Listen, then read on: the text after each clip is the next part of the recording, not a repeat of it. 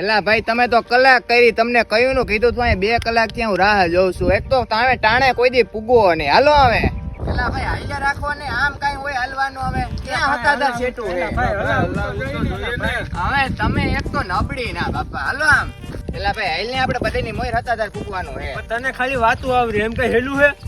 હવે આ ક્યાંય બેવાનું થતું જ નથી હો ભાઈ. એલા ભાઈ 5 મિનિટ બેહો તો કરી, આ બધું તૂટે હે ડોહું.